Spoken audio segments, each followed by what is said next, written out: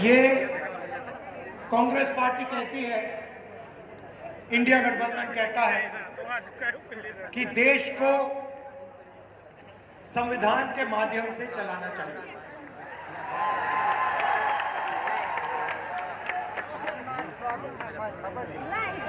प्रधानमंत्री जी कहते हैं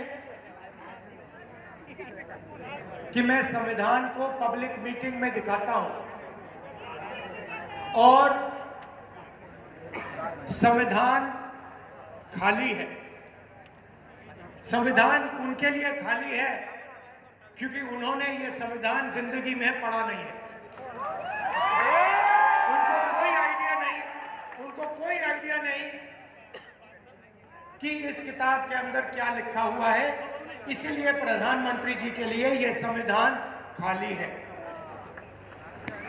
वो कहते हैं कि लाल रंग का संविधान राहुल गांधी दिखाता है। देखिए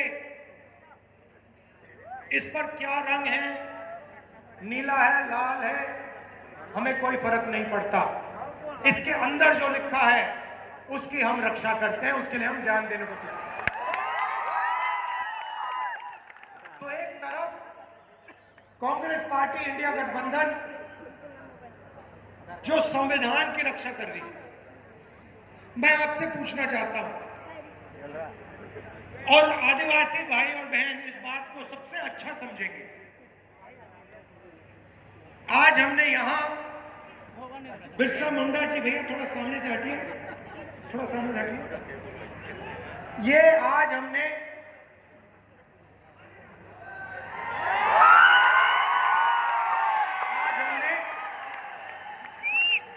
इनके सामने, बिरसा मुंडा जी के सामने हाथ जोड़े, मत्था टेका। मैं आपसे पूछना चाहता हूं, क्या बिरसा मुंडा जी की सोच इसमें नहीं है?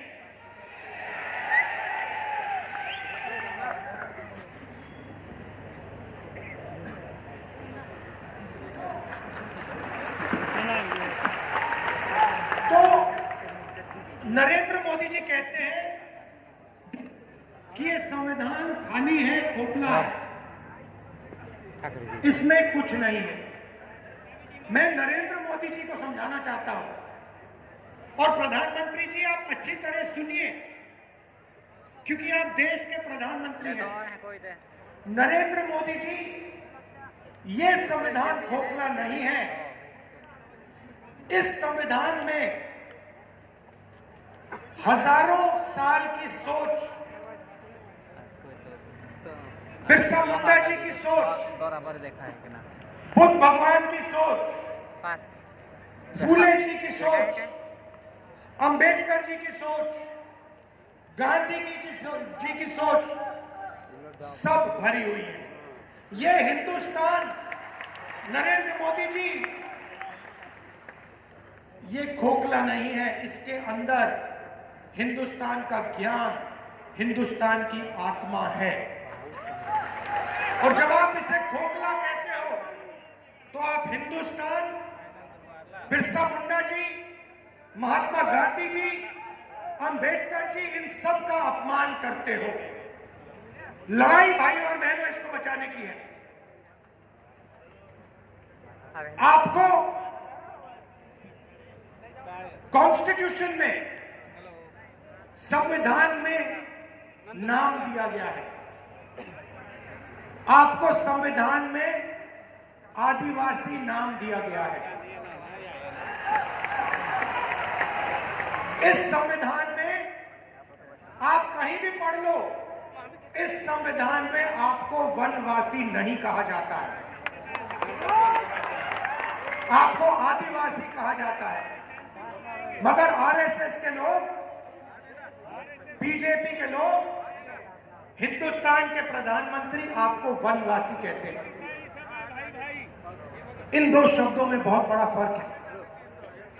आदिवासी का मतलब जो हिंदुस्तान के पहले मालिक थे। इस संविधान में बिरसा मुंडा जी ने जो त्याग किया, जो शहीद हुए, उनके शब्द हैं।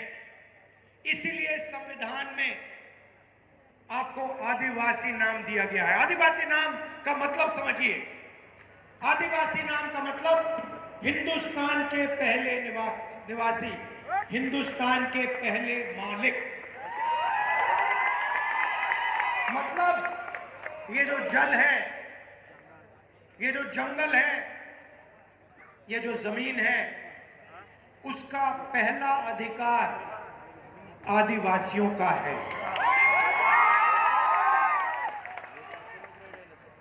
ये बात इसके लिए बिरसा मुंडा जी लड़े थे कि जमीन हमारी, जल हमारा, जंगल हमारा, और जल, जमीन और जंगल का फायदा हमें नहीं मिलता। इसीलिए शहीद हुए। वो अंग्रेजों से लड़े। आज वही सोच लेकर नरेंद्र मोदी, आरएसएस और बीजेपी घूम रही। वो कहते हैं आप वनवासी हो। वनवासी का मतलब आप जंगल में रहते हो। वनवासी का मतलब आपको ना जल पर, ना जंगल पर, ना जमीन पर अधिकार होना चाहिए। वो आपसे अधिकार छीनते हैं। आपको कहते हैं आप वनवासी हो, और फिर पूरे देश में जंगल काटने का काम करते हैं, आपकी जमीन छीनने का काम करते हैं। पैसा कानून कौन लाया? जमीन अधिग्रहण बिल कौन लाया? न्यायगिरी में कौन लड़ा? कांग्रेस पार्टी लड़ी, इंडिया गठबंधन के लोग लड़े। जमीन अधिग्रहण बिल से आपकी जमीन की रक्षा, पेशा कानून से, ट्राइबल राइट्स एक्ट से जंगल, जल, जमीन का अधिकार आपको। ये काम हमने किए हैं।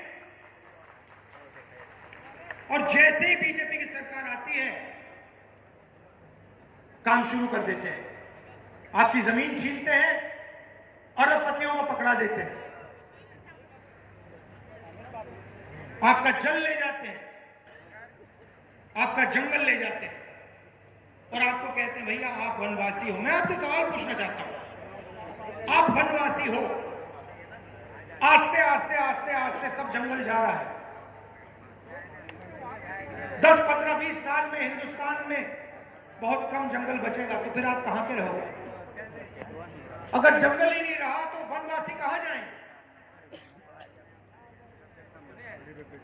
आप दूसरे प्रदेशों में जाओगे, मजदूरी करोगे। वनवासी का मतलब आपके बच्चों को शिक्षा ना मिले। वनवासी का मतलब आपके बच्चे इंजीनियर, डॉक्टर, लॉयर ना बने, अपना बिजनेस ना चालू करें। वनवासी का मतलब आपके बच्चे पायलट ना बने। आदिवासी का मतलब आपके बच्चे इंजीनियर बने, डॉक्टर बने, लॉयर बने, आपके बच्चे बिजनेस चलाएं, सरकार चलाएं। यह है फर्क आदिवासी वनवासी में। अब दूसरी बात आपको बताना चाहता हूं।